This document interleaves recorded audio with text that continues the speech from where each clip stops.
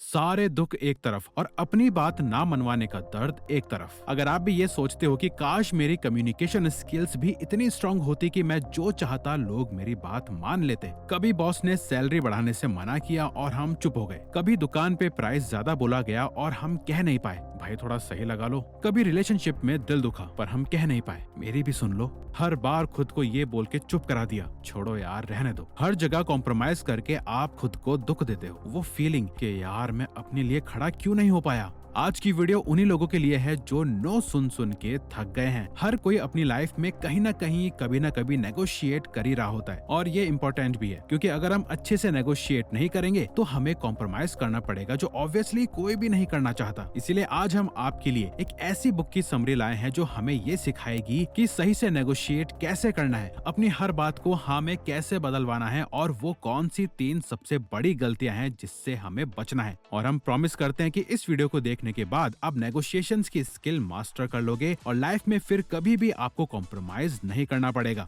William Yuri और Roger Fisher ने अपनी बुक गेटिंग टू यस में बताया है कि नेगोशिएशन फेल होने के पीछे 3 मेजर रीजंस होते हैं: परसेप्शन, कम्युनिकेशन, इमोशन। सबसे पहले परसेप्शन की बात करते हैं। हम दुनिया को कभी भी वैसे नहीं देखते जैसी दुनिया एक्चुअली में होती है, बल्कि हम दुनिया को वैसे देखते हैं जैसी हम देखना चाहते हैं। अगर आपको कोई कुछ बता रहा है तो ये जरूरी नहीं है कि आप वो ही समझो जो आपको वो बताना चाहता है। हो सकता है आप वो समझो जो आप समझना चाहते हो। चलो इसको एक एग्जाम्पल से समझते हैं। सपोज करो आप अपने फ्रेंड के साथ मूवी देखने गए और आपको वो मूवी काफी हॉरर लगी, लेकिन आपके दोस्त को वो सेम मूवी बोरिंग लगी। Same scenes, same dialogues, same actors, सब सेम था, पर आप दोनों के रिएक्शंस बिल्कुल डिफरेंट थे। ऐसा क्यों हुआ? आंसर सिंपल है, क्योंकि आप दोनों का परसेप्शन हॉरर और बोरिंग को लेकर अलग अलग था। और ये भी हो सकता है कि जो मूवी आपके दोस्त को हॉरर लगती है वो आपको बोरिंग लगे। ये सब परसेप्शन का खेल है। एक टेनेंट को लगता है कि वो रेंट तब पे करेगा जब लैंडलॉर्ड उससे खुद आके रेंट मांगेगा, जबकि लैंडलॉर्ड को टेनेंट अजीब लगता है क्योंकि वो बिना बोले कभी रेंट ही नहीं पे करता। ये सब इसलिए होता है क्योंकि हर इंसान अपनी पास्ट लाइफ एक्सपेक्टेशंस और मूड के हिसाब से ही चीजों को समझता है और माइंड में एक इमेज क्रिएट करता है।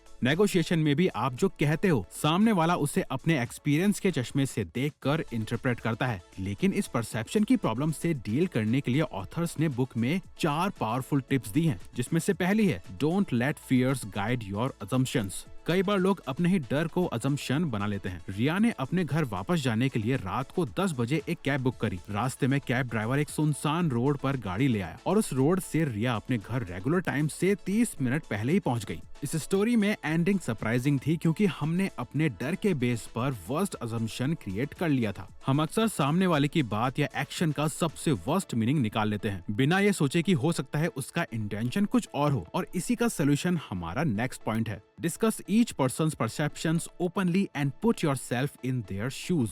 हम ह्यूमंस हैं और अज्यूम करना हमारी लाइफ का एक नेचुरल पार्ट है, लेकिन ये भी जरूरी है कि हम अपनी हर अजम्पशन को बिना किसी क्लैरिटी या श्योरिटी से 100% सही ना माने। राहुल 2 दिन से राज के मैसेजेस का लेट रिप्लाई कर रहा था और राज ने ये अज्यूम कर लिया कि राहुल उसे इग्नोर कर रहा है, जबकि राज हॉस्पिटल में एक फैमिली इमरजेंसी की वजह से बिजी था। तो हमें हमेशा खुद को सामने वाले की जगह रखकर देखना चाहिए। गलत अजम्पशंस काफी बार मिसअंडरस्टैंडिंग क्रिएट कर देती है, जिससे आपकी लाइफ बस कॉम्प्लिकेट ही होती रहती है। Don't blame them for your problem. कई बार 2 पर्सनैलिटीज क्लैश हो जाती हैं और जो प्रॉब्लम नहीं भी होती वो भी एक प्रॉब्लम बन जाती है। जो बात एक के लिए नॉर्मल होती है दूसरे के लिए डिसरिस्पेक्ट हो सकती है। इसे ठीक करने के लिए आपको बस उनको ब्लेम नहीं करना, इनफैक्ट उनकी जगह खुद को पॉइंट आउट करना है। जैसे तुम इग्नोर कर रहे हो कहने के बजाय आप बोल सकते हो कि मुझे थोड़ा इग्नोर्ड फील हुआ, या यू आर रेसिस्ट कहने के बजाय बोलो मुझे डिस्क्रिमिनेटेड फील हो रहा है। इससे मैसेज वही रहेगा और सामने वाला डिफेंसिव भी नहीं होगा। और अब है 4th और मोस्ट इम्पोर्टेंट टिप,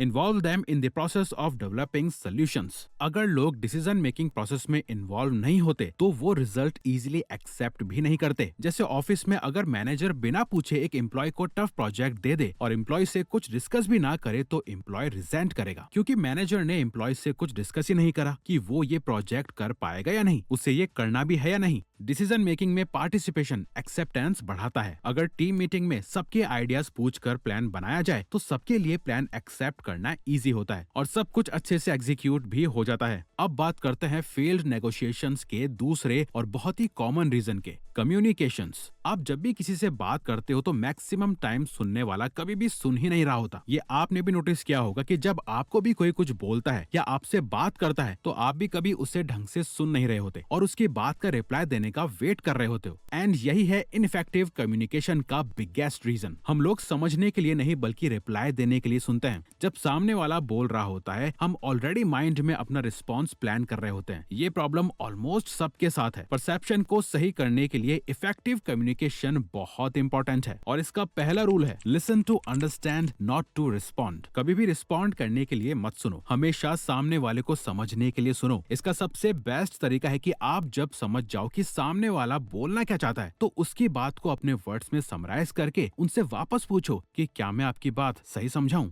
इसके दो फायदे हैं। पहला, सामने वाले को लगता है कि उसकी बात सुनी गई है और दूसरा, आप इंश्योर कर लेते हो कि आपने सही समझा है। Understanding is not equal to agreeing. काफी सारे लोगों को लगता है कि समझना मतलब अग्री करना होता है और ऐसा बिल्कुल भी नहीं है। आप पहले समझ सकते हो और उसके बाद भी कंप्लीटली डिसएग्री कर सकते हो। डिसएग्री करने से पहले बात को समझना इसलिए इम्पोर्टेंट है क्योंकि अगर सामने वाले को ये फील नहीं होता कि आपने उन्हें समझा है तो उन्हें लगेगा कि आप उनकी बात में इंटरेस्टेड ही नहीं हो और उनके माइंड में आपके लिए एक गलत परसेप्शन क्रिएट हो जाएगा। इसलिए हमेशा उनकी बात समराइज करके उन्हें फील कराओ कि आपने उन्हें सुना है। और बेटर कम्युनिकेशन के लिए आप उनसे भी अपनी कही हुई बात समराइज करवाओ। जैसे, क्या आप मेरी बात थोड़ा सम अप कर दोगे ताकि मुझे पता चले कि मैं क्लियरली एक्सप्लेन कर पाया या नहीं। इसमें फोकस आप पर होता है और उन पर अटैक नहीं होता। तो इफेक्टिव कम्युनिकेशन के लिए ये 3 चीजें हमेशा याद रखना। समझने के लिए सुनो, जो समझा उसे समराइज करो और उनसे भी आपकी कही हुई बात समराइज करवाओ। और अब हम समझेंगे नेगोशिएशन के फेल होने का वो तीसरा and the most sensitive reason जो इस वीडियो का लास्ट पार्ट भी है, इमोशंस।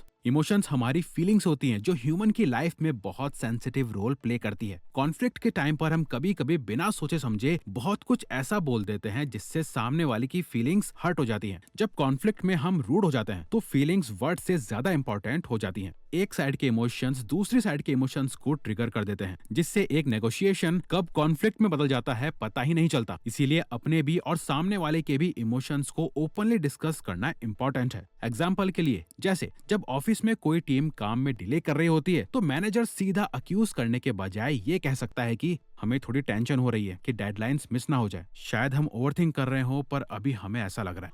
और फिर मैनेजर टीम से भी पूछते हैं कि क्या आप लोगों को भी ऐसा फील हो रहा है। इससे टीम और मैनेजर में एक अंडरस्टैंडिंग डेवलप होगी और कॉन्फ्लिक्ट भी नहीं होगा और काम भी अच्छे से हो जाएगा। अच्छा, अब इमेजिन करो कि आपका एक बहुत इंपॉर्टेंट पेपर आधा छूट गया और आपके दोस्त आपके सामने अपने आंसर्स डिस्कस कर रहे हैं। आपको कितना बुरा लगेगा ना। बट अगर उनमें से कोई एक दोस्त आपको आके बोले कि कोई बात नहीं यार, कुछ नहीं होता, एक पेपर ही तो था, नेक्स्ट में तू और मेहनत करना और मुझे यकीन है कि तू उसमें हम सबसे ज्यादा मार्क्स लाएगा, तो आपको कैसा लगेगा? ऑब्वियसली अच्छा लगेगा। आपको ये फील होगा कि आपके लिए कोई है। लोग अपनी फ्रस्ट्रेशंस बस एक्सप्रेस करके ही हल्का फील करते हैं। जब आप गुस्से में होते हो या परेशान होते हो तो आप सॉल्यूशंस नहीं बस एक लिसनर चाहते हो। इसलिए जब इमोशंस हाई हो तो उन्हें बाहर निकाल दो और जब किसी और को आपकी जरूरत हो तो उन्हें ध्यान से सुनो और एनकरेज करो जब तक वो सब कुछ ना बोल दें। पहले इमोशंस हैंडल करना इंपॉर्टेंट होता है, उसके बाद तो सब कुछ हैंडल करना इजी हो जाता है। अगर इमोशंस पहले हैंडल नहीं किए तो वो बार बार वापस आते हैं और आप कभी उस सिचुएशन से आगे नहीं बढ़ सकते।